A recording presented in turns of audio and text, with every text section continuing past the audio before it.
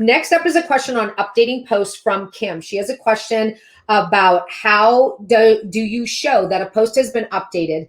For example, when it says updated January 14th, 2021, underneath the title on the post page. Also, is it acceptable to change the publishing date, or is it better for SEO to not do that? First of all, if you update your post, I would republish it to when you updated it. Absolutely. Yeah. It's advice that we've gotten from numerous SEO whiz kids. Yeah. Is that you want to update the date. Google likes to see that you have updated it. Yeah. Now, with that being said, Caroline has some advice on content. Here's my thing. When you guys update posts, we've talked about this from an SEO standpoint, unless your post is like, there's no way that that post is ranking for anything, or it's not currently ranking for anything for SEO.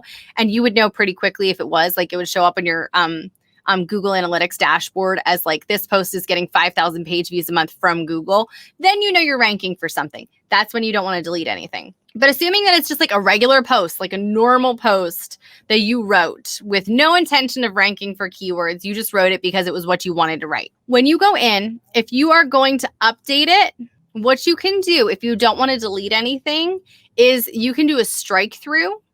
So up at the top of your post where it says bold, italicized, underline, there's also a strike through bar that you can add. So if you want to remove anything without deleting phrases, you can do that. And then underneath of it, you write in the word updated and then whatever date it is that you updated it, and say, this advice is no longer however you want to say it. But like, you could say something along the lines of, this website is no longer in existence. Here's what I recommend instead. But that would be if you have something that's ranking for SEO. Mm-hmm. So you never want to delete anything if it's ranking for SEO. I don't care if it's a grammatical error or a spelling error or anything like that. Do not delete anything. Only add things. That's why the strike through works, because it shows up as X'd out, but you're not deleting it. You're not taking out any keywords. You're only adding things to it. So a lot like homesteaders, we take our own pictures. And in the beginning, my pictures were god awful. So I've taken better ones since then. You need to make sure that your image is not ranking before you remove it. Now, just because your post isn't ranking doesn't mean your image isn't ranking. And what you do is you Google it in an incognito window, your blog topic for that post, and then click images. And if your image comes up, I would say on page 1 or close to the top, then it's ranking, and then you do not want to replace that image. You can add more images to it. Just don't delete any out if they're ranking. That's my big thing. So when you are going through, and we do recommend that if you have a lot of blog posts and you're like, I've been doing this for a long time, I can't think of anything to write today. Awesome sauce. That means that you can go back to your old blog posts from when you first started blogging, find something that you're like, oh, this was a really good idea. It needs a lot of work because I've learned a lot in this past 6 months, a year, 2 years, whatever it is, since I started. I'm going to update it, give it today's date, and then it'll show up right at the top of your blog. Somebody who's like stalking your blog is like, oh my gosh, she made a new post. And then you can go and read it. Like, nobody does that though. Not even your mom. No.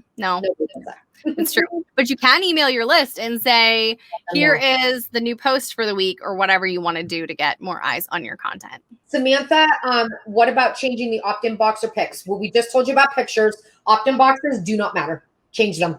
Yeah, I change my opt-in boxes all the time because I make new opt-ins that work better in a post than what I had in there. Add, remove, delete, change, whatever you want. Opt-in boxes don't usually rank. What you have learned from the time that you publish something to now is years different. You're going to go into your post and be like, there's nowhere for somebody to opt in. There's no headers.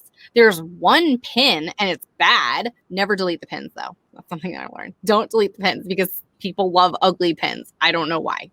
Just make sure that you are correcting things, adding the things that make the most sense. Add an opt-in box in the first 25% of your post. Make it more visually appealing, all of those things. Like, you don't have to do affiliate links, add more affiliate links, do color boxes to Yeah. to stand out your affiliate links, Mhm. change colors, link to more blog posts in your blog.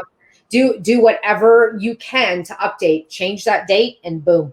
Yeah. It is kind of amazing when it happens. And then what's kind of also kind of cool is when you update it and make a new pin for it, sometimes some magic happens because does. Pinterest likes new content and they like new pins. Oh, And so yeah. if you have new content, even if it's already published before, Pinterest just sees that date. I don't know how it works, but I do know it looks really cool. It looks really cool when it works. For those of you that are making a to-do list of things that you work on every day, add on SEO, a blog post once a month, or if you have a lot of blog posts, every other week.